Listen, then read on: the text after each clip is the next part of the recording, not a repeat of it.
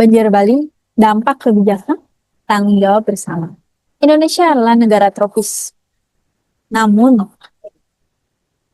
setiap musim hujan, Bali selalu dan kembali dilanda banjir.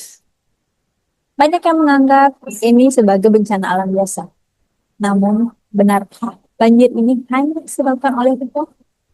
Atau ada kemampuan dan keputusan manusia, khususnya kebijakan pembangunan yang berperan besar di bawah. Halo, saya Mei.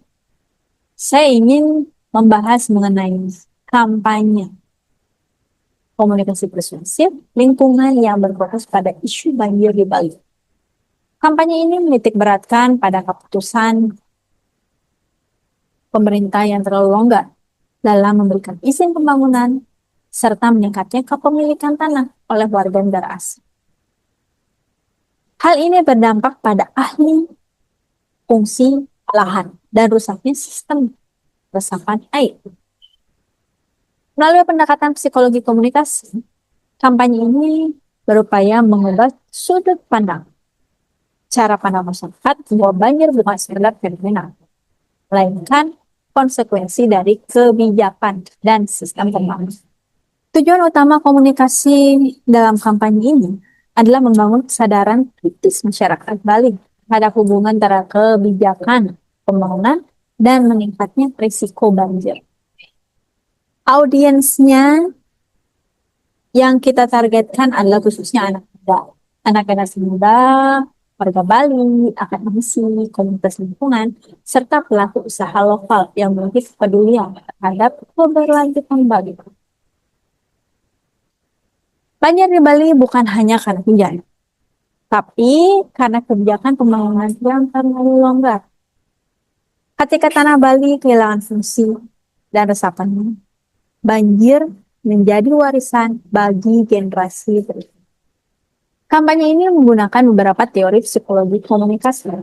Yang pertama adalah attribution theory. Teori ini digunakan untuk mengubah atribusi penyebab banjir dari faktor alam menjadi faktor struktural, yaitu kebijakan pemerintah dan praktik pembangunan. Kedua, framing effect. Isu banjir dibingkai sebagai akibat keputusan kebijakan publik, bukan sekadar musibah, sehingga mempengaruhi cara audiens memahami masalah itu. Cognitive dissonance. Ketika masyarakat menginginkan Bali yang lestari, tapi dihadapkan pada realitas pembangunan berlebihan, muncul ketidaknyamanan psikologis yang mendorong perubahan sikap. Pesan kampanye ini dipilih secara kritis, namun edukatif, karena audiens memiliki kecenderungan yang rasional dan sensitif terhadap ketidakadilan. Media digital di sini dipilih karena audiens aktif di media sosial dan terbiasa menerima informasi visual dan berbasis data. Sementara media komunitas seperti diskusi publik dan juga forum warga digunakan untuk membangun legitimasi sosial dan memperkuat norma kolektif. Kampanye ini diharapkan memberikan beberapa dampak psikologis. Yang pertama adalah kognitif. Audiens memahami bahwa banjir berkaitan erat dengan kebijakan pembangunan. Afektif. Muncul rasa prihatin, peduli, dan juga marah yang konstruktif. Sikap. Terbentuk sikap kritis terhadap keputusan pemerintah. Yang terakhir adalah intensif perilaku. Dorongan untuk terlibat dalam advokasi, diskusi publik, dan pengawasan kebijakan.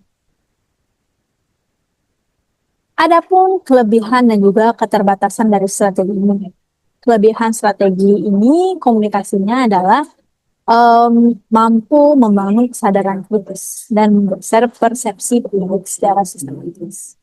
Namun keterbatasannya adalah potensi resistensi dari pihak yang berkepentingan serta membutuhkan literasi audiens yang cukup untuk memahami isu kebijakan.